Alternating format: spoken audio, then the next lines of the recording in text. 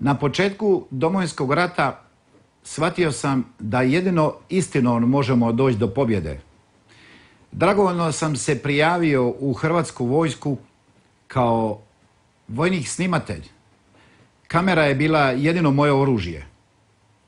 5 godina sam pratio hrvatskog vojnika koji je oslobađao okupiranu Republiku Hrvatsku. Jedan dio istine o hrvatskom vojniku pogledajte u ovom dokumentarcu Istinom do pobjede. Neprijatelj, kad je razbio Kijevo i sravnio ga sa zemljom u 8 naleta četničkih aviona, okupira Vrliku, krenuo je dalje. 17.9.1991. godine, kad su četnici uz pomoć jugoslavenske vojske probili crtu u Maljkovu. Nema ko krene vamo, pucat ćemo mi pogledat. Ajmo, ima dite, staro mjesec dana, ljudi, ima njih. Ajde, civili idu. Ovi s puškama. Ajde, ostali. Neka civili. Vojnici, mamka. Jel ima još iko? Ko ima oružje, ima li ko? Idemo nazad na Peruš. I štitit ćemo Bejanu prema Perušu. Kakvo obižanje? Štitite ulaz onaj prema Peruši sa zoljama.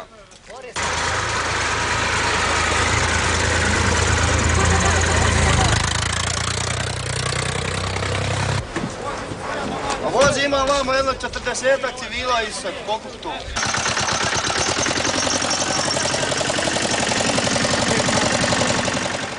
To je bila velika panika.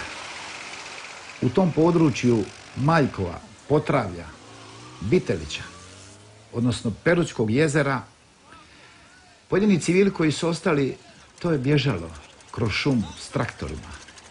Rećemo, u centru Hrvatska je bila velika panika. Između svoje arhive nedavno sam pronašao jedan video materijal iz Vukovara. I baš sad koristim priliku, jer je istog dana, 17.9.1991. godine, vojnik snimatelj Franjo Živković snima na Trpinskom cesti okršaj i uništenje tih četničkih tenkova. Red bi bio.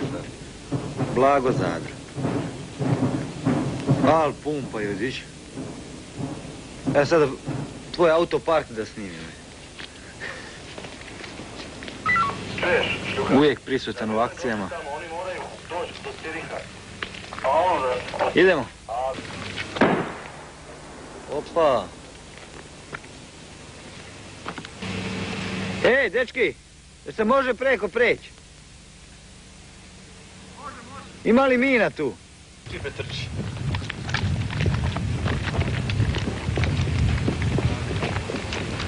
Reklamiramo. Jel ima tonski? Sve tonski, boji čovječe. Jesi počeo s njim, nisi još? Pa snima non stop, nisam ni ugasio. Nisi? Evo, Da. to je pekar. Izgleda da se povlače nešto. Ovi snimci su za one koji stvarno ne vjeruju da je uništen i jedan tank na području Borova. Međutim, iskreno da vam kažem, dok i sam nisam došao da vidim ove stvari, bio sam skeptičan prema obavijestima. Uništen ovaj tank, uništen onaj. Ali ovo kad se vidi, ovo je stvarno strahota. Samo je dovoljno reći da je nemoguće ih posnimati koliko ih ima. Evo, to je već linija prema kojoj se dalje ne može. Ej, ima li mrtvi unutra? Dokaz o neuništivosti jugosoldateski. Sve je sravnjeno. Ostaje naše tenkove na miru! Ajde da me pogurate, da upalim! Cijelu općinu. Dosad oko 150 ljudi možda. To je ništa. Jel se svi vraćaju prema Trpinji i prema Borovu selu, jel? Ajde ekipu da malo snimimo. Ajde, imamo žute mrave i tako.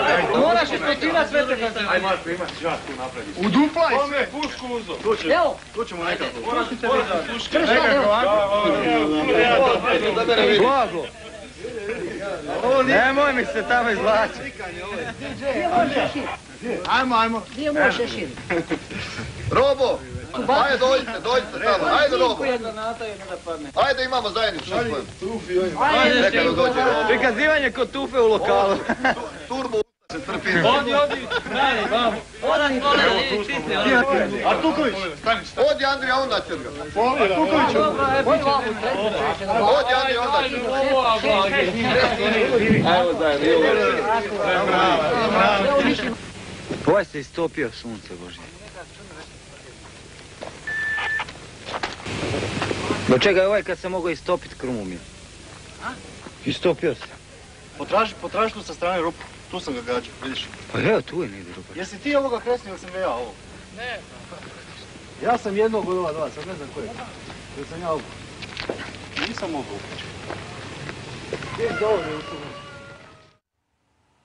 Pazite, oni su zacrtali svoj cilj i oni su bili uvjereni da će granica biti u području Peručkog jezera. Oni su čak uspostavili granični prijelaz i napisali Republika Srpska, odnosno SAO Krajina. Razumijete, oni su doveli kamere i snimali se na sred ceste gdje su na asfaltu napisali Srbija. I bili su uvjereni da će to biti sve pod ingerencijom Jugoslavije. A to je se sve događalo nedaleko odavde i to su sve na prvim crtama bili naši tu susjedi. Jugoslavenska vojska je i zauzela branu Peruća, a poslije prepustila lokalnim četnicima da stoje na prvoj crti. Sad zamislite vi kako su oni razmišljali. Kad su međunarodne snage odvojile hrvatsku vojsku od četnika Jugoslavenske vojske, checkpoint je bio u Maljkovu, znači iza brane Peruća. Kažem, nikad mi neće biti jasno zašto eksploziv nisu izvadili. 16. na 17. oni nisu poštivali međunarodne snage i pokušaju se vratiti na vrh Alevića kule, ali tada hrvatski vojnik to ne dozvoljava. Tadašnji zapovjednik 126. Zdravko Škarpa izdaje zapovjed i topnički udara po vrhu Alevića kule, ne dozvoljava neprijatelju da ponovno zauzme te rovove koje je 17 mjeseci koristio i sustavno granatira Sinj i Cetinsku krajinu, i četnici uz blagoslov Jugoslavenske vojske osjećaju da ono ne mogu zauzeti taj položaj i u paničnom bijegu šta rade? Miniraju branu Peruću. Ja sam bio na pregovorima 26.9. Tada je to bila ujedno i prva razmjena zarobljenika u Hrvacama ispod Alevića kule. Pregovore je vodio taj ratni zločinac Ratko Mladić, tadašnji pukovnik. Pregovori su trajali par dana, on ima svog snimatelja, ja sam bio snimatelj sa hrvatske strane. Kamera je bila cijelo vrijeme uključena, očekivao sam da će negdje pogriješiti. U jednom trenutku, na tim pregovorima, on meni u kameru kaže: Imaće problema, ja sam vam rekao da je brana minirana, a vi znate da sam ja vojnik. Ja kad vučem poteze koje ne znači da matiraju protivnika. Vi znate da je minirani Maslenički most i to vi znate da sam ja lično uradio sa mojim ljudima i proverim. Što ja uradim, znate da je efikasno i kvalitetno. Dobro. I u to ne treba sumnjati. Da su potezi vrhunski izvedeni, energično i odlučno, i da ja zato diktiram situaciju u Dalmaciji. U području Alevića kule, kad su mi njih potisnuli, i ti civili su se vratili u svoje domove. Pa nikad neću zaboraviti jednoga čovjeka, Bog mu da pokoj, on je umra. Soldić. Ja ga sad pitam: I ko je ovo zapalio ovdje sve? Dobra, ja vidio nisam. Valjda su četnici, nema ko drugi. A? Valjda su četnici zapali, nije drugi niko. Hoće li on meni nikada ruku? Hoće li on ikad meni javiti se? Dide, Molim. i šta bi vi sad poručili ovima šta su vam ovo napravili? Ja bi im poručio, razumiš, da bi volio jednoga, da mi jednoga samo vidi. Pa da se s njim razgovorim, pa da mu kažem, je on radio kuću ili njemu otac radio kuću? Ko je ovo napravio? Koja je budala ovo napravila? Ili govna ta sitna da nam zapovjedaju, pa to nije red, to je bogate živule. I kako će ovo sve završiti? Pa završit će bogat ako... Ja mislim da će završiti dobro. Trebamo navaliti, trebamo, kako se navalilo tamo na Masački most i ovo na Peliću, tako trebamo navaliti i dalje. Jer slobodi Knina, slobodi sve u pismo, šta on ovdje ima? Kako je to srpsko jebajmo, mater? Oni Srbi nisu bili prije. Oni su pisali Proslavci, onda se pisali Jugoslavci, a sad su Srbi koji jebe. Sad su došli do toga ni ovo da su do Srbi. Kakvi on Srbi majku mu jeben u Srbiji?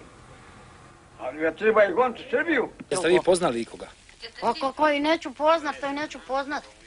A koji su to bili? Sveta sa Laktaca. Sveto? Leta iz prikuće, pali ja Vojvoda. Pali ja Vojvoda. Znači oni su birali kuće koje će paliti? Sve je bilo na karti. Koga će? Sve na karti. Gotovo i nemam ništa o tome. I palili su hrvatske kuće? Hrvatske, i ovo su hrvatske kuće, ali su birali šta će. A zapalili su bili neke pojte? S prvom vatrom smo zapalili pojetos, poslije smo vatrom zapalili stambenu kuću. Da. I onda ja doletila među nje, nemojte jednoj babi Šimi pali kuću. Kuća jedna baba Šima kao okrene zima, baba nećemo utrni, a zapalili je, bili počela kuća, već gor stambena. Tu nas tu pasla i došla blizom vode i oni čapali, došli i otrli i dole i nakazala i svašta radila, vidio se, izvedla i oko. Jedno i pisala po njemu, tuklo, skinulo zvono. Okolo njizi mećala svašta, one čendore, onda to i tamo postino, eto vidiš šta je mećalo, kaške zadivalo. I onda, šta će, opet da nije bar oko izvadilo, pa hajde opet nekako. Već oče izvada, šta im bilo više očuvati. A da vade ljudi. Ja sam došao do srpske arhive i tada su ti krajišnici, tako oni sebe zovu, ti četnici, išli probiti koridor Knin, Banja Luka, Beograd. I svi ti četnici iz tog područja, a to je se događalo baš u vremenu sa 92. na 93. kad su bila silna primirja, kad su bile prisutne međunarodne snage, kad nije bilo ratnih djelovanja, onda su oni baš one ekstremne srpske vojnike iz takozvane Krajine poslali na taj koridor. I u tim materijalama se vidi uopće ko su ti bili srpski ratnici. A to je se dogodilo u centru Knina. Ovuda će za nekoliko trenutaka proći kolona krajiških boraca koji su više od mjesec i po dana vodili žestoke borbe za probijanje putnog koridora koji je ponovo spojio Krajinu sa Republikom Srbijom. Pripadnicima brigade milicije Republike Srpske Krajine na čelu sa ministrom Martićem jutros je u Banja Luci priređen veličanstven doček, odakle se kolona uputila prema Kninu.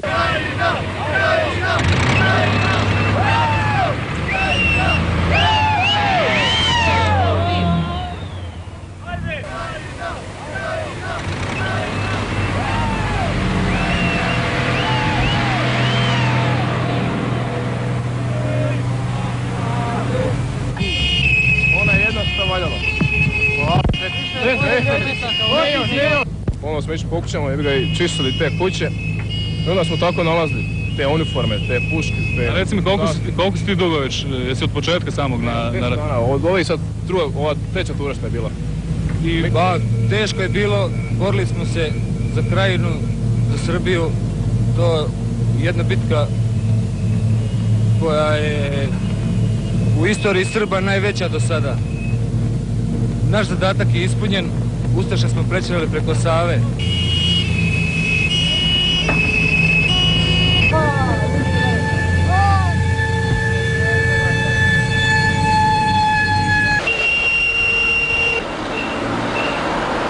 Šta dalje? Zašto su otišle preko Save, više nema ništa. Koridor je slobodan. Koridor slobodan, sve je slobodno, naša je pobjeda. Braćo Srbi, braćo Srbi, pobjeda je naša, pobjeda je naša. Kad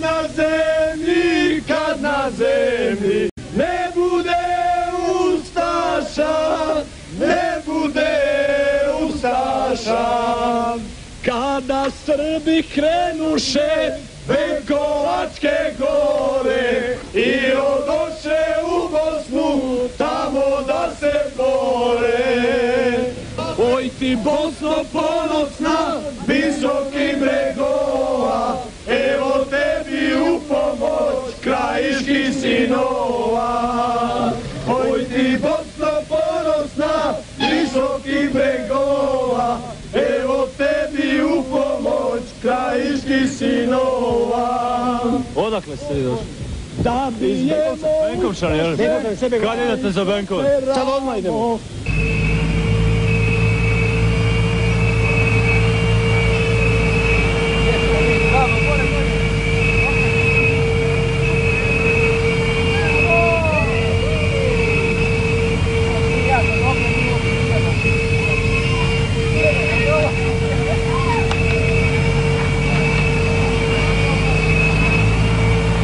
Uspjeli smo napraviti operaciju Koridor, završena i bez problema je.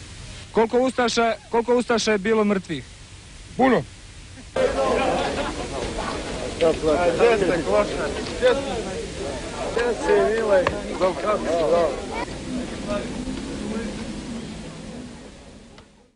Tada trećina Hrvatske je okupirano. Zamislite, na primjer, od Hrvaca do ulaska u Zagreb to je bilo okupirano. Hrvatski vojnik je tada ojača. Imali smo 7 gardijskih brigada. Jedna od tih 7 gardijskih brigada je bila 4. Splitska. Ona je bila udarna.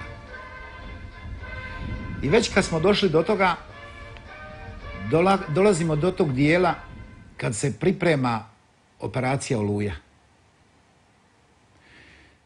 Kraj, završetak 1994. godine. Operacija Zima 94. Jer mi kad spominjemo operaciju Oluja, ona nije trajala 5 dana. Ona je trajala 10,5 mjeseci.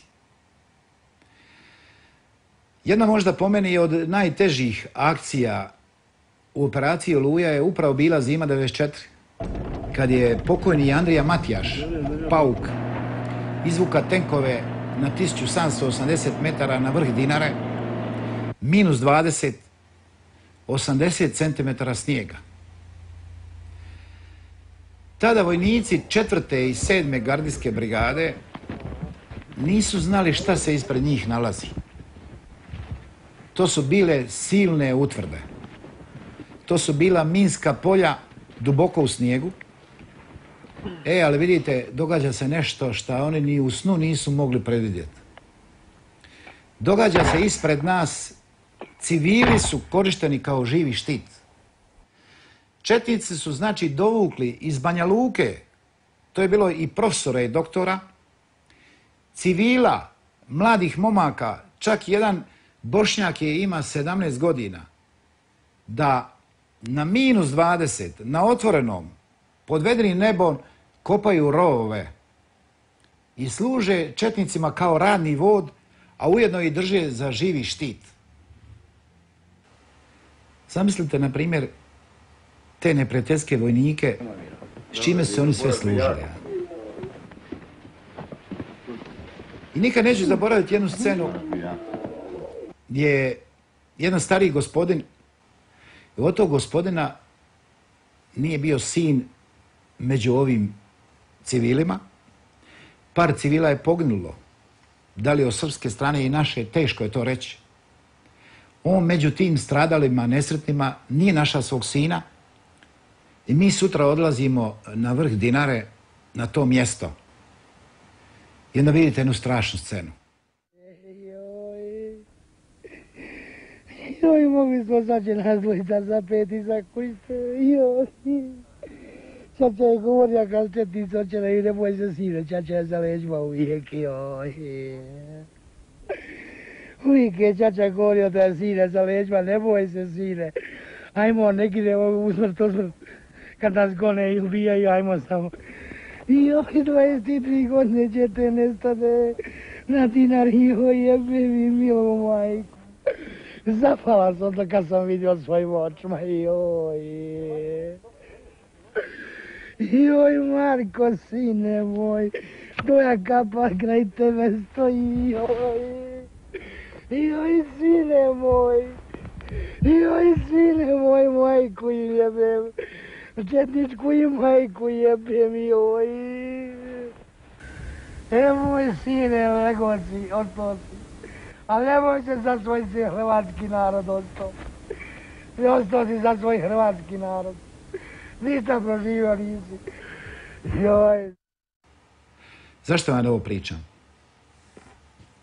Upravo hrvatski vojnici su svjedoci tog vremena kako je se oslobađala Hrvatska država, kako je se stvara hrvatski vojnik i kako je išla ta operacija Oluja. Ja. Poslije te akcije Zima 94 dolazi operacija, odnosno akcija Skok 1, Skok 2, zauzimanje masiva Šator. To je dio prema Glamoču. S jedne strane Livanjsko polja je Dinara, a preko puta Šator planina. Sve je to hrvatski vojnik s puškom u ruci proša. Sjećam se, jednom sam išao 17 sati na vrh Šatora da snimi jedan obični prilog. Jer moja zadaća je bila da vodim medijski rat protiv neprijatelja. Oni su se služili lažima i onda je Banja Luka objavila da oni drže vrh Šatora. I mene osobno general Gotovina posla: Petre, moraš ići na vrh Šatora i snimiti da je hrvatski vojnik gore. Vrh Šatora su zauzeli Tigrovi. Čini mi se da je to bilo 9.6.95. I ovo sve što sada pričam, ne da u hrvatskoj javnosti možda se malo zna, a van granica Hrvatske čini mi se ne zna se ništa. I sve ove mnoge stvari koje se događaju, ne događaju se slučajno. I svi mi koji smo svjedoci tog vremena trebali bi puno više o tome pričati. Iza toga slijedi akcija Ljeto. Njihova druga crta obrane Knina je bio Crni Lug. Tada je hrvatski vojnik bio iznimno jak. 4. i 7. gardijska brigada iz Varaždina Pume, oni su vam djelovali kao jedan orkestar. A to je bilo sve pod palicom dirigenskom generala Ante Gotovine. U tom prostoru je bila i 126. Sinjska domobranska pukovnija, a već kad smo došli do tog dijela, iskoristit ću priliku da kažem i da spomenem 81. Virovitičku bojnu. Oni su bili profesionalna bojna, nisu imali oklop. Zapovjednik je bio Romić, porijeklom iz Vrlike. To su bili strašni ratnici. Oni su tada otvorili prostor i oslobodili Glamoč, zauzeli Visoravan ispod Malog Šatora. Meni je bio užitak biti s tim momcima koji su uistinu bili pravi ratnici, koji iz onih ratnih filmova. Idemo dalje. Idemo, do kraja. Do kraja. Svaku stopu hrvatske zemlje ćemo osloboditi, svaku. Ja se isto izločim prema 72, tako da ostanemo pravi. I kažete, ne da smo jaki, već smo najjači. Daleko najjači od svih. Ni NATO nam nije ravan. Bilo je za ovu kamericu posla. To dobroga. To se oni sami već uvjerili, ali još oni ovo nemaju. I tek onda, kad smo mi oslobodili te masive, zauzeli Bosansko Grahovo, dolazimo do ulaska u Knin.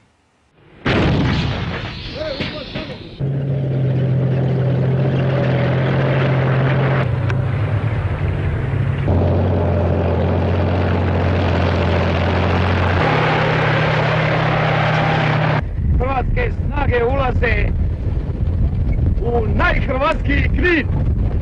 Prati Sarajevo, samo bilim putem, nemoj stizani.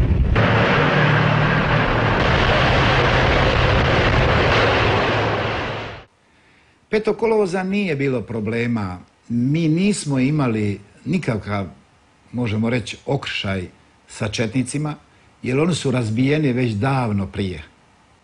10,5 mjeseci je tribalo da mi jednostavno zgazimo i Dinaru, i Šator, Livansko polje, rasturimo neprijatelja i mogu vam reći da kad sam vidio Knin 5. kolovoza 1995. godine, ja i moj veliki prijatelj, pokojni Joško Martinović, koji je bio sa mnom tada kao novinar Hrvatske televizije, sjedimo poviš crvene zemlje i vidimo Knin na dlanu. Pošto sam iz Sinja, a bili smo u ratnoj zoni, sjetim se kad smo mi bižali. Sjetim se onih Hrvaca, sjetim se Kijeva, sjetim se Vrlike. I vidim sa lijeve strane i desne kompletan zapovjedni kadar 4. gardijske brigade i čuje na njihove veze zapovjedi generala Gotovine da ih se pusti preko stare straže prema Gračacu, da iziđu, da im se otvori koridor, da bude što manje žrtava. Ovo je posebno važno zato što se danas Hrvatskoj vojsci prepisuje svega i svačega. Vidite, i mi se spuštamo u taj nesretni Knin, a kamen smutnje je i krenuo iz Knina. To je bilo jedno tako zadovoljstvo među tim hrvatskim vojnicima. Mi smo jedva čekali popet se na Kninsku tvrđavu, obesiti hrvatsku zastavu i proslaviti tu svoju pobjedu. Niko nije vodio računa, čak ni o tome da se dogodi da nas prozora možda ubije neki nemoćni starac ili starica. Bilo je i takvih slučajeva. Dolazimo u sam centar Knina i onda vidite pravu sliku. Vidite da taj grad nije taknut. A onda se sjetim tada Vukovara. Pa sjetite se i vi sami kakve su slike otišle u svijet. Šta je napravila jugoslavenska vojska u Vukovaru? A pogledajte sliku hrvatske vojske ulaska u Knin. Nažalost, ti moćnici i ovi koji nam sude i hoće da kažu da je to bila zločinačka akcija, kao da ne žele to niti vidjeti, niti čuti. Oni nas dovode u situaciju da se mi sada pravdamo. Oni nas dovode da mi uspoređujemo Vukovar i Knin. Mislim da je to, ne da je to licemjerno, već imam osjećaj da nas ponižavaju. Ponižavaju tog poštenog hrvatskog vojnika koji se borio za svoju domovinu. Jer mi nismo ratovali niti u Zemunu, niti u Nišu, niti u Leskovcu. Nismo granatirali ni Novi Sad, ni Sombor i ne znam šta. Nismo branili svoj dom, svoju domovinu, jel? I onda, kad smo obesili tu hrvatsku zastavu, odlazimo u južni logor. Tu su bile međunarodne snage. Čujem zvuk traktora i onda vidite sliku hrvatski vojnik kupi civile koji su ostali i predaje međunarodnim snagama. Unutar tog južnog logora nalazilo se negdje oko 800 neprijateljskih vojnika, četnika pod naoružanjem. Zapovjed generala Gotovine je bila da niko ne smije ulaziti unutra. Jer bili smo svjesni da nikad domovinu nismo imali. Bili smo svjesni da će se prepisati i sve to uvećati. Nažalost, čini mi se da se to upravo tako i dogodilo. Jeli? I čak ima ni snimljenu izjavu njihovog jednog kirurga koji nam u kameru kaže. Doktore, kako je stanje sa vašim pacijentima? Pa, momentalno ne znamo kakva je situacija, ali Hrvatska vojska se ponaša zaista korektno što se tiče ranjenika i nadamo se da će tako ostati. Korektni su. Pohvalio bi ove dečke iz Varaždina, bili su vrlo korektni. Jel? A sam grad niti ima paljenja, niti ima bombardiranja, niti ima osvete. Ja sam vidio ponos tog hrvatskog vojnika. Nema mržnje, nema osvete. A opet se vraća na Vukovar. Svi oni koji su bili u koloni, oko njih su bili četnici, jugoslavenska vojska, svi oni ranjenici iz bolnice, gdje su odvedeni? Na Ovčaru, ubijeni i strpani svi u masovnu grobnicu. Recimo, hrvatska vojska, kad je Knin bio oslobođen, taj ogromni prostor, mi već sada prelazimo u Bosnu. Jer nakon tog Splitskog sporazuma, koji je bio između Tuđmana i Izetbegovića, ja sam, recimo, išao i na pregovore u Travnik sa generalom Gotovinom i generalom Blaškićem. S njihove strane bio je, čini mi se, Rasim Delić ili Atvi Dudaković, čini se Atvi Dudaković. I bio je dogovor da se zajedničkim snagama ide na oslobađanje prostora. Ja bih ponovio što sam već više puta rekao, da samo zajedno možemo ići dalje. Očigledno je kroz ove rezultate koji su postignuti zadnjih 10 dana da zajedničko borbeno djelovanje donosi rezultate. Prema tome, ovo je bilo sumiranje dosadašnjih rezultata i normalno je da uvijek treba ići dalje, a vidjet ćemo kako će biti. I upravo operacija Oluja, ona bi morala ući u povijest svih svjetskih ratova, da je to zasigurno operacija u kojoj je bilo najmanje žrtava i najmanje zločina. Ali ne samo to, već je hrvatski vojnik omogućio da Bihaćka enklava ne doživi sudbinu Srebrenice. A to je sve bilo uz blagoslov hrvatskog vojnika kojega tada je vodio general Gotovina i Markač. U tim područjima imao sam priliku da snimam ponovno ljudske tragedije. Dogodilo se da su 84 četnika 4 dana bez hrane i vode bježali od armije BiH da se predaju hrvatskoj vojsci. A zašto? Hodali smo kroz šume 4 dana i 4 noći. Tad izgladnjeli, žedni, predali smo se jedinici koja nas je okružila, bez borbe. Momci su nas odveli do nekih kuća u neko selo, nahranili, napojili, prebacili nas vozilima u Glamoč, gdje smo dali osnovne podatke i prebačeni smo ovdje gdje se već nalazimo par dana. Izuzetno korektan odnos prema svima, pogotovo mi smo stariji malo ipak nego ovi momci koji to lakše izdržavaju, ipak mi imamo porodice kod kuće, žene i djecu i onda nije jednostavno biti tu. Ali svaka čast, čak sam i neke ceduljice sačuvao od onoga što smo dobili za ishranu da to pokažem kad dođem doma.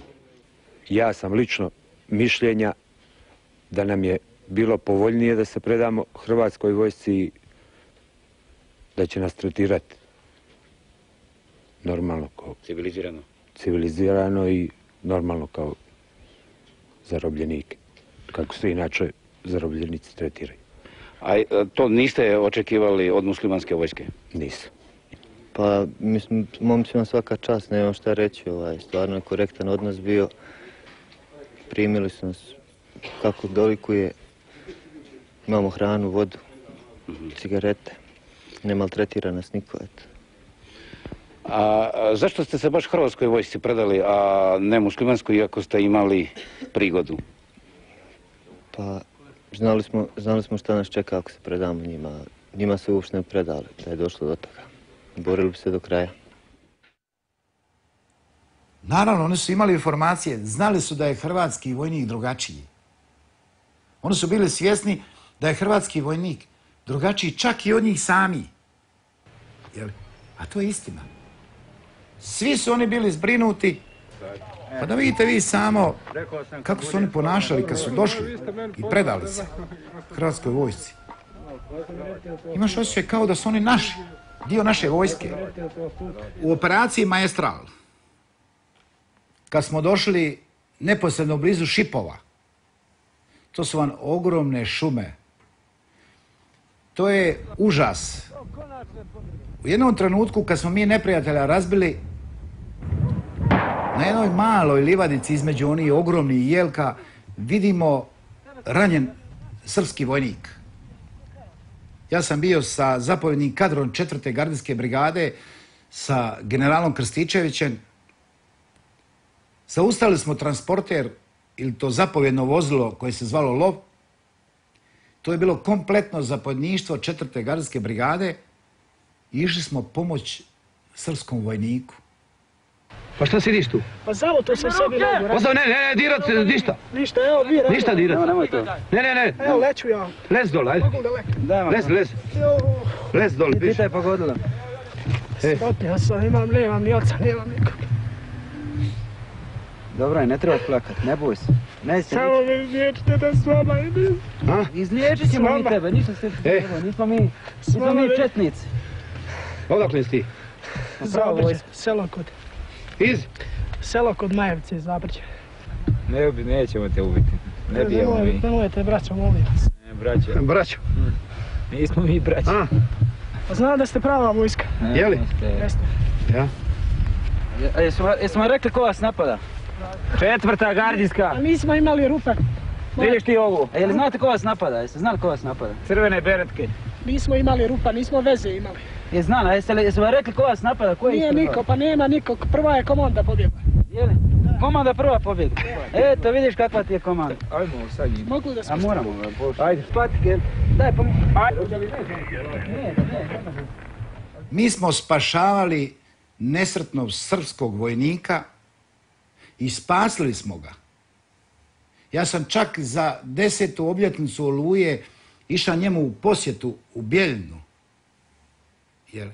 On kad je mene vidio, zagrlio me i plače. Izvadi novčanik i drži sliku od generala Krstičevića u novčaniku. On je danas živ. A taj dan kad smo ga našli, vidjeli smo nema Harisa Čergića. I dođemo sutra na to mjesto, Haris Čergić leži mrtav i iskrvario. Sad pogledajte vi hrvatskog vojnika, spašava neprijateljskog vojnika, a u istom trenutku, neposredno blizu nas, hrvatski vojnik Haris Čergić. Njega nismo vidjeli, nismo ga primijetili i nažalost on je poginuo. A da vam ne kažem, na primjer, kad smo došli blizu Mrkonića, našli smo u jednoj osnovnoj školi u mjestu Bjelajce 72 civila, Bošnjaka, muslimana, ponovno radni vod četnicima. I stali su pored nekog grma, ja sam mislio da su Srbi. Tada sam išao sa 7. gardijskom brigadom, Pume iz Varaždina. Ja sam došao kod njih i kad sam čuo da su Bošnjaci muslimani, pitao sam ih gdje ste vi bili. Kaže, bili smo 18 mjeseci radni vod Srbima. Ja sam im ponudio cigarama i tada mi kaže jedan taj civil. Nisam pušio 5 godina punih. Evo, pošto mi je oslobodila hrvatska vojska, danas ću od gusta da zapalim.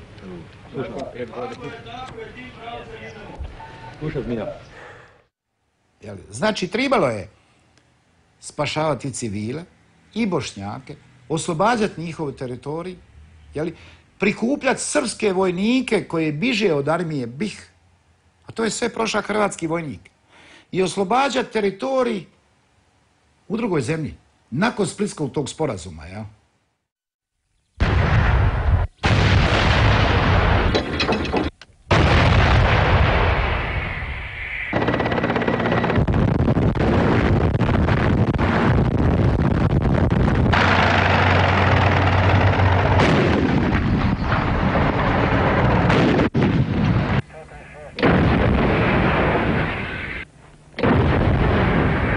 Pali!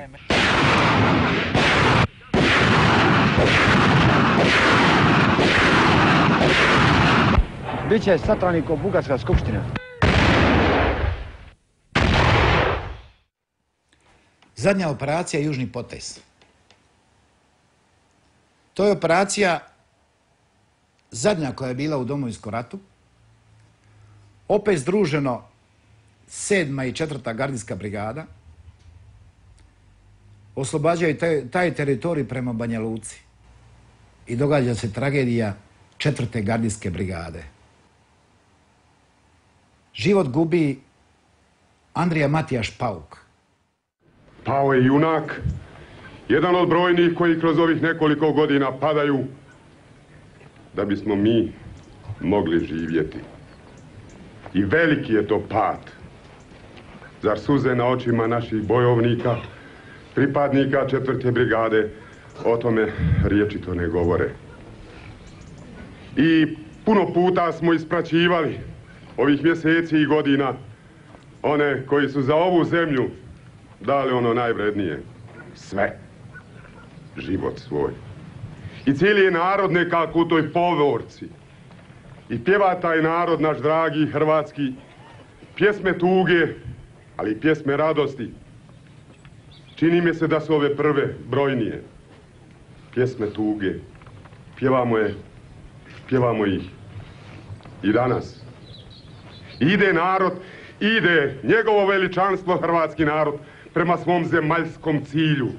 Sigurno ide zahvaljujući onima koji poput hrastova padaju. Zahvaljujući onima koji poput Andrije dadoše živote svoje. Ide ovaj narod i plače. I kad god netko od velikih ili od malih iz njegova roda završi svoj zemaljski put, onda se narod zaustavlja i plače. Ali svake te suze, prolivene za junakom koji je otišao pred nama u vječnu domovinu, 1000 cvjetova raste. Raste novo pokoljenje, ali raste i nada i sigurnost da ćemo do cilja stići. Jer napisa netko zgodno, samo će preživjeti onaj narod koji je u stanju imati ljude koji će za nju umirati. Samo će živjeti ona crkva koja ima one koji su u stanju umirati za nju. Samo je ona ideja osuđena na život koja ima svoje pobornike koji su u stanju žrtvovati pa i vlastiti život. Još jedna misao, sestre i braćo, u ovom tužnom trenutku podsjeća me ovaj pad hrasta Andrije Matijaša, kao i povijest naša, posebno povijest ovih posljednjih 5 godina na život naroda izraelskoga, život naroda izabranoga.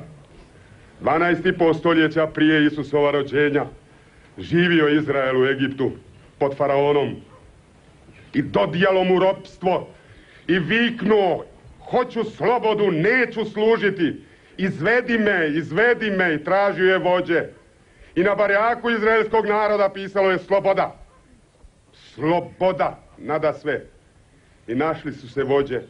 I krenuo je Mojsije i Aron, i krenuo je Jošua, i krenuo je Kaleb, i krenuli su preko mora Crvenoga, krenuli su kroz pustinju i stigli u zemlju obećanu. I zato je naređeno sinovima Izraelovim: sjećajte se toga nadnevka, sjećajte se ulaska u zemlju obećanu. I kad te sin tvoj upita, kaži mu: Bog nas je po vođama našim izveo iz ropstva i doveo u zemlju slobode. Ima 9, 11, 14 stoljeća žudi naš narod na svoj način za tom zemljom obećanom slobode, mira, pravednosti. Jer gdje god se sloboda piše, tu je i Bog na tom barjaku. Onda su ljudi od Boga poslani, da ih ne brojim sada, poput Andrije kazali: ne, nećemo robovati, hoćemo slobodu, slobodu svome narodu, i poveli su nas ti ljudi u zemlju obećanu, našu slobodnu, suverenu, demokratsku Hrvatsku državu. Braćo i sestre, štovani generali i admirali, časnici i dočasnici Hrvatske vojske, štovani civili, jedno vas molim, poslušajmo Bibliju. Kad vas sutra sin vaš ili unuk vaš upita što je to bilo ono 90. 91. 2. do 95. Tko se to tu borio, što je to bilo, kako smo mi zaslužili, kako smo došli do ovoga što imamo, kažite im jednostavno, kao što židovski otac ili majka kazuju: sine, to su ljudi od Boga poslani, vodili narod prema budućnosti, prema sreći. A kad budete brojili imena onih koji su narod doveli do cilja, nemojte zaboraviti, molim vas, ime stožernog brigadira Andrije Matijaša. Amen. Lotulom! Pali! Pali! Pali! Zakini! I upravo zbog njih, koji su poginuli, koji su teško ranjeni, mi pričamo o ovom vremenu. Ja osobno kao njihov snimatelj pričam o njima. I ovom prigodom zahvaljujem svim hrvatskim vojnicima koji su sačuvali mene. Ja sam njihov proizvod i danas pričam o tim događajima od 1991. do 1995. I zato hvala vam, hrvatski vojnici, jer vi ste stvarali ovu domovinu.